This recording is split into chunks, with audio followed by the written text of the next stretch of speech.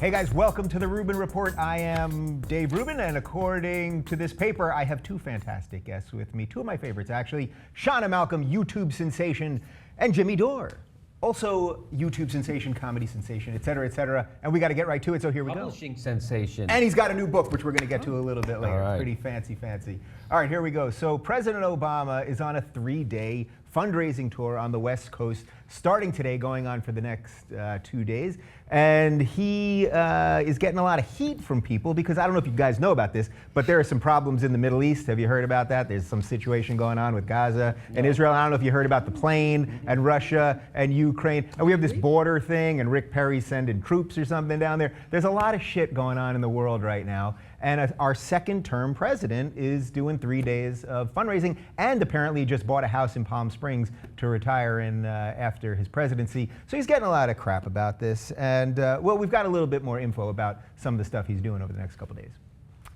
So based on descriptions of Obama's fundraisers from Democratic officials, he could raise over $6 million during the trip, which comes at the same time, as I said, of the Israeli ground invasion in Gaza and all this stuff with the jetliner over Ukraine. So it's sort of an estimate that he could raise around $6 million. It could be a little bit less, could be a little bit more. But forgetting the numbers, like, is this bad optics? Is this just bad? Like, what's he doing? This is a second-term guy. He's not even raising the money for himself. He's raising it for the party. This just seems bad to me. I mean, it does come across as in poor taste, but at the same time, it's not as though I'm fervently convinced there would have been doing anything anyway about the situations anywhere else in the world had he not been fundraising. So it's a great cover for not wanting to do anything. So there's that. Right. So, Jimmy, we talk about money in politics a lot. Is this just like, it's just par for the course, right? This is just what they do no matter what's going on. No, I think this is a legitimate criticism, because if you remember, when George Bush was president, he didn't fundraise, and he fixed Katrina like that. And he wasn't fun. If he wouldn't, so that's how Iraq got fixed. So yeah, so apparently, if Barack Obama wasn't out here raising funds, that he could fix everything. Right. Just like he could fix everything if he just had a third term. Right. Shit can't get fixed now, but if other things were different, everything would get fixed. So that's sort of a defense of what's going on here, if I'm reading you correctly, defending right? Barack Obama fundraising, I think it's, well, overall it's horrible that we have a system where the president needs to fundraise in the middle of a crisis. Yes. Overall, we need to change that system. I thought Barack Obama was going to be a bigger force to change that system. Turns out he's not. He's just one of the boys. So that's, I guess, the sad part. We all thought hope and change, like we're going to really change the system, and that clearly. So yes, he still has phones, as they keep saying. The press secretary keeps saying he's got phones, he's got the internet, he can call Putin and he can call Netanyahu, but it still just doesn't. It just doesn't sit with me well. About this, really? I just feel like, you know what, dude? 3 days of fundraising right now, really? I guess, you know. Go ahead, I'm sorry. No. At the end of the day, it comes back to there's never been a strong policy. I don't believe, at least historically, for presidents doing something about international crises until it's so far escalated that it's like, if you don't get involved now, you're a complete asshole. Oh, so that's the policy. We need this. We need this shit to all get worse. It has to be like the bottom of the friggin' barrel, and then, oh, we're gonna step in now. Yeah. Well, depending on what time it is. Well, depending on what time. Well, you don't want to rush it. It could have hit it right now. All right, let's look a little bit more about who he's meeting on these fundraisers. His first stop is at the home of developer Bruce Bloom to benefit the DNC. He's going to headline an event hosted by Jim Senegal, who's a co-founder of Costco, which will benefit the Senate Majority PAC, because we all love these PACs. And he'll attend fundraisers at the homes of Scandal creator and the CEO of Live Nation, also to benefit the DNC. Power to the people. Power to the people. Democrats, they're all about the people. Right, but that's what they say, right? They're supposed to be more for the people. So if this was a Republican president, Jimmy, wouldn't you be angry? Yes, I would, because I'm a big hypocrite. No, At least you can admit it. That's all that matters. I mean, I don't know. I did criticize George Bush for being at the fundraiser during Katrina. I certainly did do that. But that was a crisis happening in America, right? These are crises happening in other countries, which he really has limited. He can't really do anything about them anyway. And I say about the border, if there really is a crisis at the border, how come we haven't bombed the border? Good point. Thank you. Good point. We needed to think on that one. Yeah, for just a second. just for a second. There was a little thinking there. Is it clear to you guys that being president is sort of just not what we thought it was? I think that the more I watch what this presidency has been, like, I like the guy, he plays basketball, he seems cool, I'd like to hang out with him. But the more that I just watch what's going on here, it just seems to me, the president, no matter who it is, it's the same shit. If this was a Republican, it would be the same, like the guy would be doing the same thing, and just not much changes. But it's for me, proof that the system itself is broken. Yeah. The system itself is broken because if you can take someone that you have faith in while they're campaigning and you can say, I can see that change is gonna happen and this is gonna be amazing and it's gonna be so different. And then fast forward 4 or 7 or however many years in and it's the same shit on a different day or same shit, different president. Yeah. It gets you thinking that it's a system that is so bogged down with the politicking of being president that you can no longer effectively do your job. I think you just hit it. That's why I'm so disappointed with him, because we all had these high hopes. I voted for the guy twice. Me too. So that's why I'm so disappointed, because if this had just been some other guy, I would have been like, yeah, okay, it's just another guy doing the same old shit. But because of the hope and change, even the second time I was still like, he's going to be a little better and he won't be constrained by an election, and yet he's still doing the same shit. Bring us home, Jimmy Dore. Well, what I like to say is that we get a choice in America in politicians, right? Because when Romney ran against Obama, if Romney would have won, we would have got Romney care. But Obama won, so we got Romney care. We get a choice in America. Your country's just not that into you, which you can read all about in the new book. There you go, Jimmy Dore's new book, Your Country's Just Not That Into You. He's got a copy. Look at it right there. And you can get it on iTunes and all your local bookstores and all that good stuff. Wow, that was a hell of a segue for a plug. Jimmy Dore. Okay, let's move on. So Michael Sam, you guys know about him. He is now going to be the first openly gay NFL player. He was signed by the St. Louis Rams. This is a great story. It's time. Hopefully there'll be some more coming, no pun intended. And former Indianapolis Colts head coach Tony Dungy had some interesting things to say about Michael Sam, and we've got a quote. He said, I wouldn't have taken him, not because I don't believe Michael Sam should have a chance to play, but I wouldn't want to deal with all of it. It's not going to be totally smooth. Things will happen. So before we get into the substance of that, just real quick, Tony Dungy was the first African-American coach to win a Super Bowl. So this is a guy who has changed things for the better and lived through some stuff.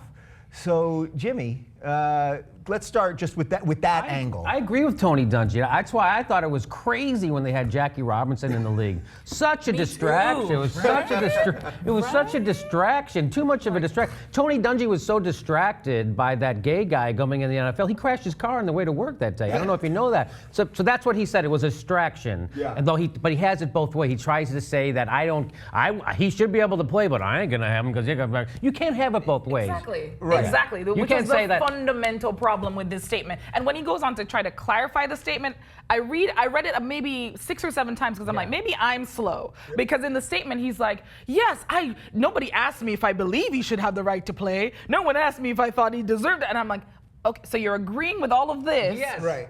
But he just shouldn't play with you. Right. Oh, okay. And I don't think you get credit for the stuff that's so obvious. You know what I mean? Yes. Congratulations, he can play. Like, you don't deserve You extra get a right credit. to live your life and pursue the American dream. Yeah. Oh, wait.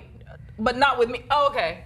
Right. Right. No. So what do you guys make of now you're African American, am I? Technically is that, Jamaican, but okay. Jamaican, okay, Yeah. there you go. Not American at all, Wanted but- to clarify that. We're in America, how about that? Okay, I'll so concede. what about that angle of it though, that he, as the first African American coach to ever win a Super Bowl, that he's been through the things that have changed, so it's particularly odd that he would make this statement. And that's how it came across to me. It was actually very disappointing because unfortunately we still live in a world and in a country where where you have for minorities, one person kind of speaks for the group. So when you see someone who's African American saying something that isn't in line with your thought process at all, it's like, oh great, ooh, no, but people know you more than they know me. They'll think I think like you. No, you kind of have that momentary panic of I'm not an idiot, I swear. Yeah. So it's unfortunate, and As he's the representative of all gay people, yeah. I know what you're saying. Well, you could act a little gayer then if you're going to be. get up just a smidge. Jimmy, tell me about what you think about what I'm saying. Now I know right where now. you're coming from. So I will say this about Tony Dungy. Yeah. Now, I grew up in a kind of a very racist neighborhood, and what he says about the gays is what a lot of racists say about blacks. They go, oh no, I work with them, but and they should be able to live wherever they want, but not next door to me, right? Or I love black people, I work with them, but they can't date my daughter. It's that kind of a thing, right? And so I love them, I'll go to church with them, but they can't live in my neighborhood. You know, it's that saying. That's what he's saying. Hey, he should be able to live somewhere. He should be able to play somewhere, just not next to me. Right. He's not on my team. That's a really, really great. I don't even do that well. That's not even good. What is that? That's like half Paul Lynde. Yeah. Okay, and the irony is he also goes on to talk about how he, in terms of how did he put it? I don't want to paraphrase poorly, but essentially we'll clean it up. Yeah. But his point was how he felt as though he was trying to be supportive of gay rights while talking about distractions, but creating the distraction that he was at the same time fearful would come about from having Michael Sam. I'm like, So I think you're on it there, because I think what he's trying to say is there's going to be a media problem. You know what I mean? But yet he's the one creating the media problem. So I don't think it's really coming from anything against gay people. I think he's saying I'm giving him a very tepid defense here, just to play devil's advocate a little bit, but I think he's trying to say that yes, to bring in an openly gay player, sadly at this point, there's going to be a media circus. Now, he's creating the media circus at the same time, but isn't this just why we need people to just be out, and that's it? And hopefully this one thing, we'll have to deal with this for a season, and the next season, 5 guys will come out, and it'll be a big goddamn deal, and that's it. But the reason it's grating for me still is because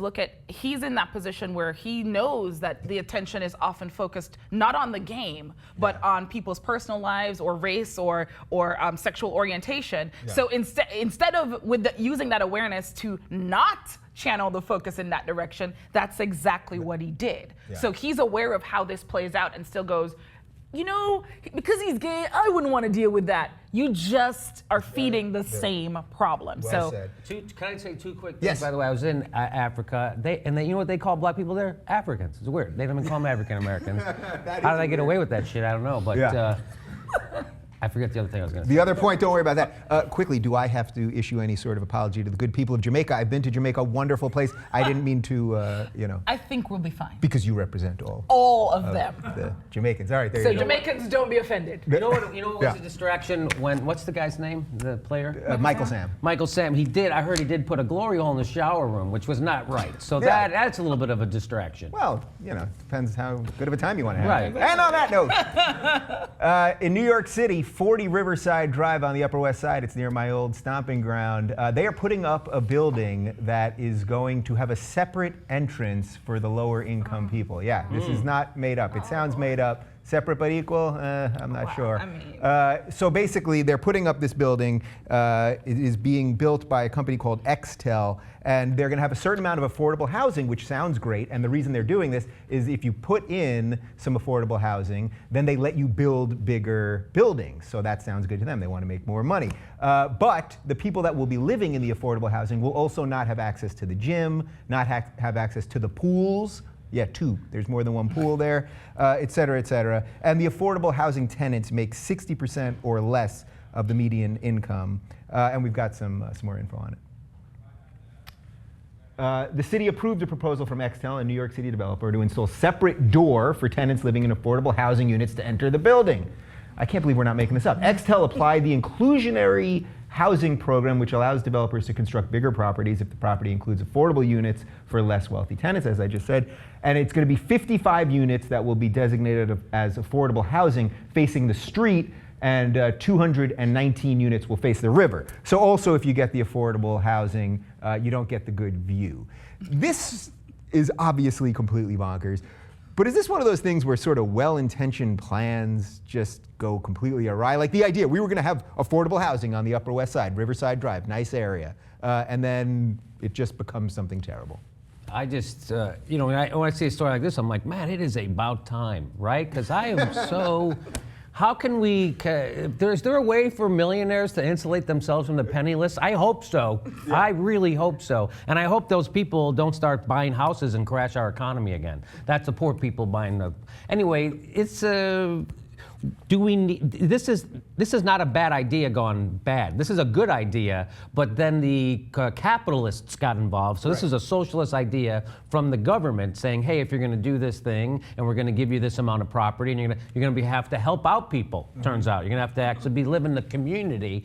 And so they go, hey, we can find a loophole and we could actually stick our thumb in the eye of poor people and humiliate them, which is what you're supposed to do if you're rich and you're a developer, right? I enjoy it. Right, because in America, if you have money, you're obviously a great person, no matter how you made it. That's a sign of you're a worthy person. That's and why if I'm scum. Yes. If you're poor, it's a moral failing in America. That's how we look at it. It's the opposite of what Jesus said. Again, I'm scum. I know this from personal experience. Total godless scum. Soulless, completely. Yeah, separate entrance. It's literally like a terrible episode of Downton Abbey. When I read this story, I was like, what year is this? Are you kidding me? Is this so that's the servants' quarters and you come in through the back? And I was livid initially, and then I got to reading more about it, and I was like, wow, so they can't use the pools either. And I was like, I guess that's better than, oh, you can only use that pool because that would be the colored pool, you know what I mean, or the gay pool, you see what I'm saying? Yeah. So I guess it's better to just completely exclude them and treat them like crap. So for not even for a second would they think,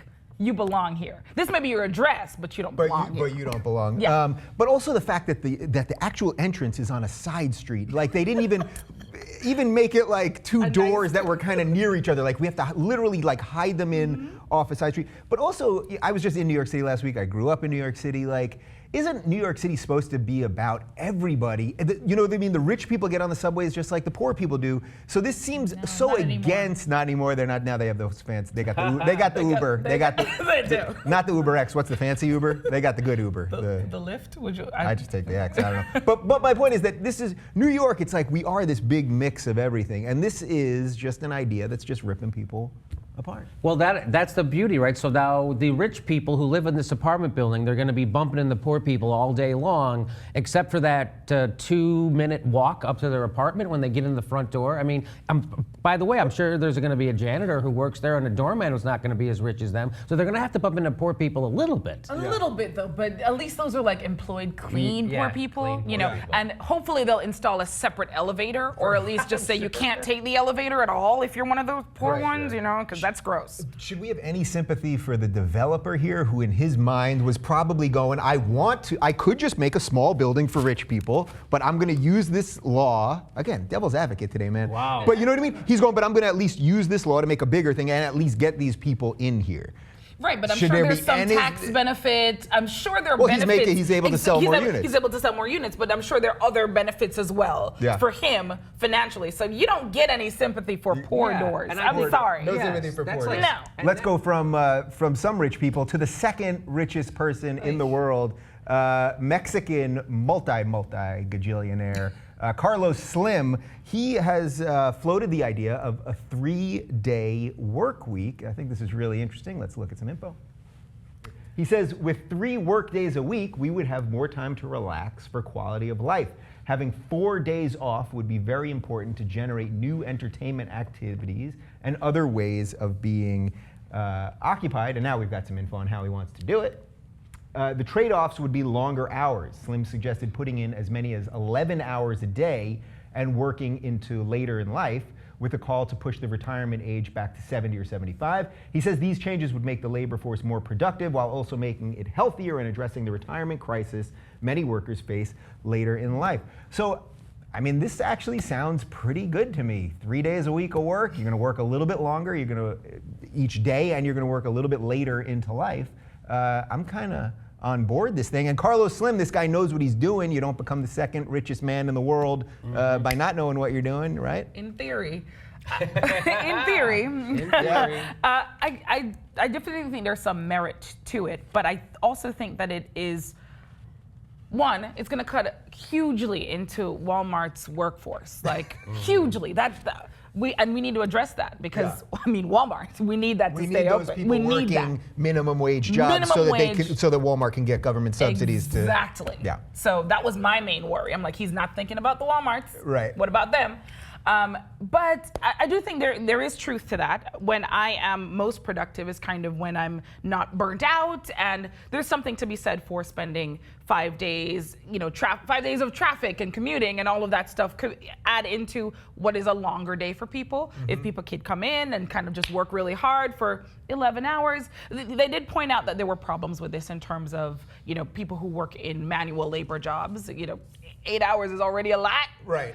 11 hours would probably kill them, so they wouldn't make it to the retirement age, but that's their problem again. Right. So part of it does depend on what you're doing, What right? you do Because if for a you're living. lifting heavy stuff all day, yeah, it's going to be hard to tack on another 3 hours. But there's a lot of people that are just sitting at their computer Googling all day, right? That aren't doing that much. The Says problem. the YouTuber. To the other YouTuber. To the other YouTuber. So the problem, I think, in America, and I've said this before, is that we equate in America with hard work. With the harder you work, the better of a person you are. Yeah. Which there's no correlation whatsoever, because I don't work at all. I'm a great fucking guy.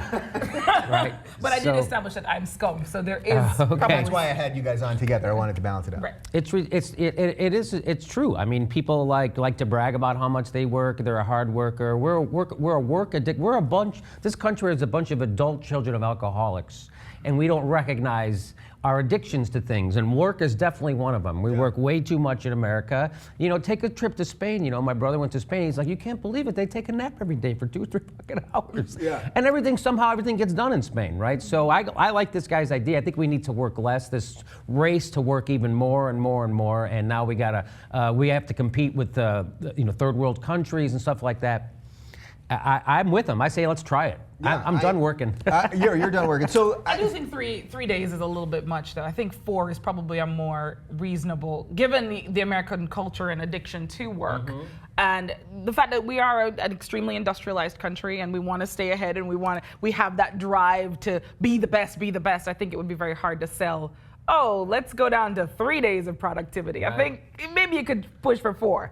He's never going to sell it. It's never going to happen. It'll never happen. But when people in America, they're not even aware of that people take siestas in other countries. They're not aware that there's laws in the European Union for how many hours someone can work. They cap the hours at 48 or 40 in some countries. Yeah. Capped. That's how much you can work. Plus, they all get a month off a year, paid every year, whether you're a bartender or a waitress or a doctor or. Move to Europe. Yes. So they And all doesn't and they the- get a lot of them get more, 6 to 8 weeks off. So in America, we're screwed. So I would say let's start with more vacation time for people that gets on parallel with the rest of the industrialized world, and then we'll start scaling back the days. But I would say vacation time. So I'm glad you brought up vacation, because I think we've done stuff on this before. I think we have something like the worst, literally the worst, the least amount of vacation time in the industrialized world. Yes. So we're already overworking ourselves. And then that was making me think, as I said, I just took vacation for 10 days, that now because we have these freaking phones, you're working even when you're not that's working. true. So now That's it's very like, true. so you really can't stop. So whether they say it's 3 days at the job or 5 days at the job, we're all walking around with this thing and can do work at all times. So that makes the disconnect even that much harder, right? And just as a last point, I'm from a third world country, and my parents, when they started working 40 years ago or however many years ago, they were getting 4 to 6 weeks of vacation a year. And now that my father is retired, of course, he's always vacationing. But my mom has about 2 months of vacation a year. Yeah. And what's the country are you from? Haiti? Jamaica? Haiti. Wow. I don't know. Yeah, same diff. That's a callback to an earlier segment, folks. Jamaica? Yeah. That's a third world country? I didn't know that. I've been to Jamaica. I've been to Jamaica too. I had a Okay. great week. That's a whole other story. All right. Let's move on. So California, it is a big, big state, and there is a plan being floated by Timothy Draper, who is a venture capitalist, and he's invested in a ton of things like Twitter, Hotmail, Skype, and Tesla. And he wants to split California into 6 different states. That's right. Let's look at the states he's proposed. Jefferson would include the northernmost portion. South California would be comprised of San Diego and eastern LA, while the rest of LA would be called West California. North California would be built around Sacramento. Central California would be made up of the Central Valley Farm Region. Silicon Valley would include San Francisco. And Silicon Valley would become the nation's richest state just by dividing it up just like that. They'd probably like that. So I think this is kind of interesting because we have a huge country in the first place. You know what I mean? We got a lot of states, a lot of people with different interests. And California is huge. California could be a country many times over. And its economy is big enough for that. But do these ideas, are they just like pie in the sky, kind of like, this is never happening, right? Completely pie in the sky. Yeah. But what's great is I'm sure he's heavily invested in Silicon Valley, and it's another great corridor where he gets to be all by himself in his like rich state, all by himself. So that's what this is. He's That's what it investing in all these tech startups, and he's like, I want them to split off into their own state so then I can control the taxes. And, Exactly. I've advocated this for a long time. I think that we should not only split up California, we should split up the country, go back to the Civil War, and let them win. You guys win. Yeah. You guys get to leave. All you guys, you guys get to leave. I thought you meant let them take over the No. North. They You just get- want them to let them secede. They get to separate, so then we get to see what two countries would really be. They get to have their Republican utopia, and we get to have a regular country. Yeah. So they get to have a country where there's unregulated oil drilling and guns on everybody's hip and religion in every classroom. And slaves. And slaves, and we get to have science, healthcare, and all the other good and a clean environment. So I'll take that. And by the way, I am for breaking up California. No joke. Yeah. Because we're unrepresented. We're underrepresented in the Congress, right? We only have 2 senators for California. You go to Wyoming, which has a state with a population less than my fucking neighborhood. Yeah. They also get 2 senators, right? So they are overrepresented, and that's what's wrong with that's a big problem of what's wrong with legislation in America. The minority viewpoint, which is the Republican viewpoint, way overrepresented in the Senate, way overrepresented, and also in the Congress. Democrats got 1 million more votes than Republicans did, yet they're way minority in the Congress. So That's the beauty of redistricting, Jimmy. Every Yes. time you lose an election, you just redistrict it to get it back the next time, Okay. isn't it? So the Senate thing I think is kind of interesting because everyone gets 2, and that's part of And that's the bullshit. Constitution. But there's supposedly the House of Representatives then mitigates that because Yes. it is by population. But you're saying that's not even good. that's not happening. It's just not good enough. No. I mean, if you look at the Senate, we need the Senate to come along with and so the people who represent no one get to have way more power than they ever should. So it's not one person, one vote. They get way more than one person, one vote in Wyoming or Montana or South Dakota, any of those states with small populaces, and they're all conservative. They're all run by corporations. They get way more voice in our government, which is why we have the situation we have. Americans, 90% want to get gun regulation. We all want single-payer health care. We all want to get out of Afghanistan and Iraq. None of that's happening because a bunch of guys in Wyoming don't want it to happen. That's a direct shot at the Cheney family, if I'm not I'm mistaken. telling you. It sounds funny, but it's the truth. Yeah. Is this one of these things where not only is the country, like if you look at the map of the country where we're blue, we're blue around water basically, and then we're red in the middle. Wherever you want to live, Yeah. that's where you're blue. Wherever you don't want to live, that's the shitty red state part. Yeah. It's kind of true. Show me a place that's red you want to live. There's no fucking place. I want to live in a city. You liberal elitist. Yes. That's what they're saying Even about in you, Jimmy. Texas, You liberal. even in Texas, Houston goes Democrat, and Austin goes in Democrat. So you go to the cities, which is where human beings are supposed to fucking live. Yeah. You start to think normally. You have universities. You start to progress. You have a progressive thought. Right. Isn't that funny then during the elections when they're always like, oh, he's from the city, he's a liberal elitist, he went to college, he blah, blah. You know what I mean? As opposed to what do you want? Do you want some... I want a man of the people who his hands are in the dirt. Yes. Yes. Yeah. I remember I was watching Matt Lauer on Today's Show, and he was talking about how people, why is it people from rural places? They're from real America. Right. But he's doing his show in New York City. I guess you can't find a regular Joe anywhere, huh? In New York City, where's all the regular people? All right, this is a great story, and I know this is right up Jimmy's alley. So a grandfather in England is claiming that he cured his cancer using cannabis oil. So there he is right there with his cannabis oil. He first had cancer in 2009 and was given a new liver and the all clear. They said that's gone. But last year, new cancerous cells were found attacking his new organ. And we've got a little more info on what happened. Mike Cutler started taking cannabis oil after watching a video about how it could cure him. When he went for a biopsy this year, doctors said that the new cancerous cells had disappeared. In research published last week, scientists at the University of East Anglia found the main psychoactive ingredient in cannabis. I'm not even going to try to say that. Jimmy, you want to handle that one? Tetrahydrocannabinol. Wow, that was really, really good. He does love his weed. Had been found to limit the growth of cancerous cells. Now, interestingly, That's THC, basically. So that's THC. So interestingly, he describes himself as, quote, a family man, not a druggie. This is someone who found a natural This is someone who found a natural plant and used it for his own health. Now, of course, this is a bit anecdotal. I don't know that this could work for everybody, but this is all good. Why are we so hung up on this cannabis stuff? Number one, I want to say, YouTube saves lives. He saw that video on YouTube. Yeah. YouTube saves lives. We're saving lives, people. Right now. That's now. what's happening before your eyes. Yeah. So I think we're hung up on it because ultimately, weed, ganja, whatever you want to call it. Sorry, my Jamaican is coming out very thick right now. Whatever you want to name, Mary Jane, all the colloquialisms for it. It is a brown country's drug.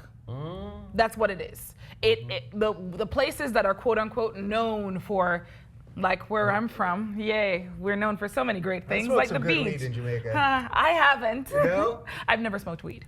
You told me that last time you were on the show, and I. True story. But well, then I'll have to go to the professional here, unless you want to finish that. Well, thought. tetrahydro, I can't even say Yeah. it. All right, Mr. Weed, what's the problem with these people? Well, that's what I try to tell people. It's been proven that AIDS patients, they use marijuana to help secure. And this guy, it cures cancer.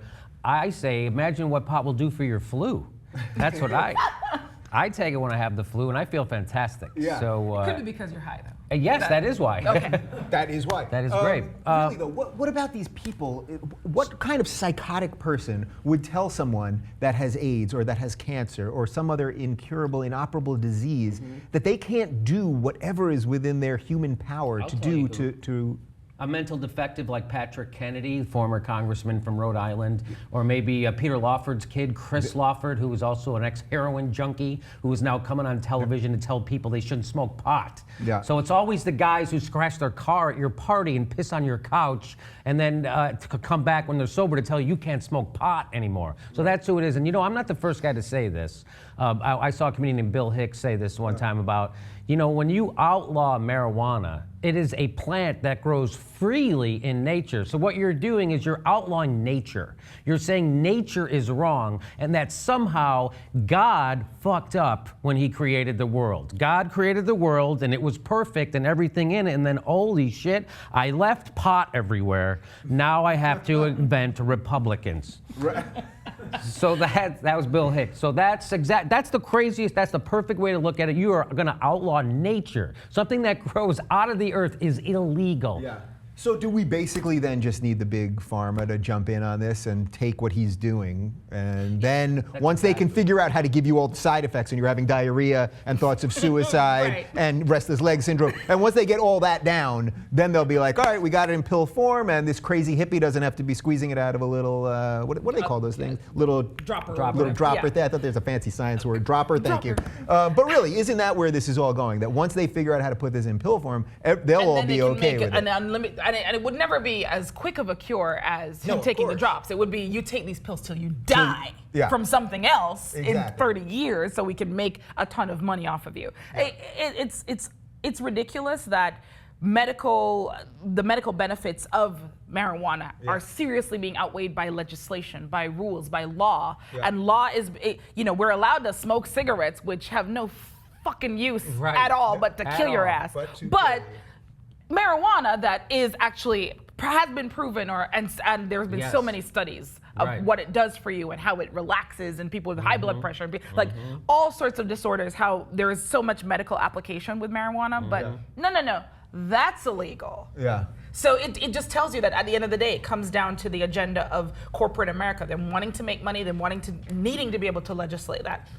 And for me, that's what makes it not just corporate America, but corporations in general. It's people wanting to make money, and if they can't control and make money from it, they're not going to let you get access to it, and they're going to make sure that you're penalized if you try. So from the corporate America angle to exactly what you were saying, the Bill Hicks idea, is this just that we can't do things that are good for us because we're so detached from reality. You know what I mean? Like we're detached from the reality of the corporate part of it, but then we're also detached of the natural part of it. It's this planet, and it doesn't even register with us. Right, it doesn't even like, oh, right, we are out. That's like, why don't you outlaw a waterfall? Because people can. You could drown in You it. could drown if you in were one. just to stand under a So waterfall. we should with make your that mouth open. illegal. If I catch a waterfall in your backyard, Or GMOs. There are worse things that we're actively being fed every single day. Yeah. Pink that slime. nobody.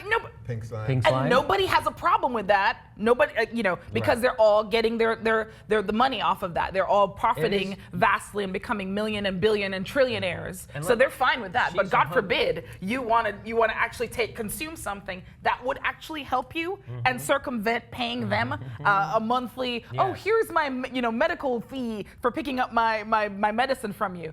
When you circumvent that, you're a criminal.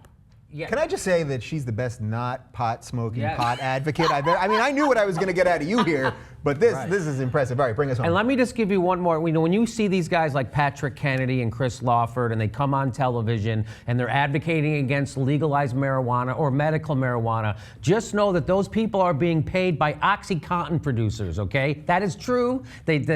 Salon or somebody or Mother Jones or somebody, The Nation just did an expose, and that guy Patrick Kennedy, who is a fucking piece of shit, who has been going around demonizing medical marijuana, who's a drug addict himself, is on the take from OxyContin manufacturers. So always follow the money. When you hear somebody saying, oh, the marijuana today is much stronger, and all that, but that is bullshit. And they go, we don't need another drug.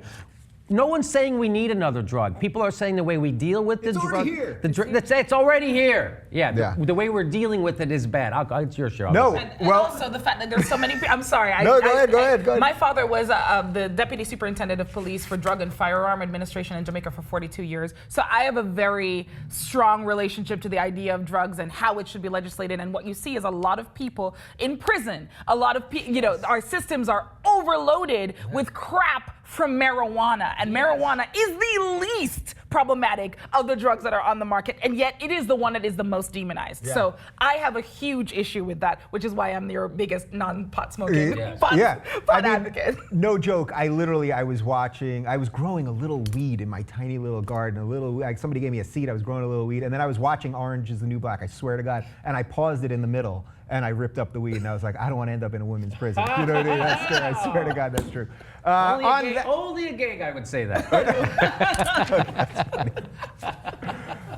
On that note, I want to thank Shanna and Jimmy. Jimmy, tell them quick hang on. about your book. People, it's the funniest book out there. It's called Your Country's Just Not That Into You. It's a good price. Go get it at jimmydore.com or Amazon, or wherever books are sold. Yeah, I read it, and it is actually can I good. read I'm it? not just saying that. Go. He did read it. I He did read it. You Here's a gave me quote that. from the back from Patton Oswalt. Jimmy Dore is outrageous, outraged, bothersome, bothered, a crucial, profane, passionate voice for progressives and free thinkers in the 21st century. All right, so there you go. I That's would from be Patton remiss if Oswalt. I didn't let Shanna pimp herself out real quick. Talk to the camera.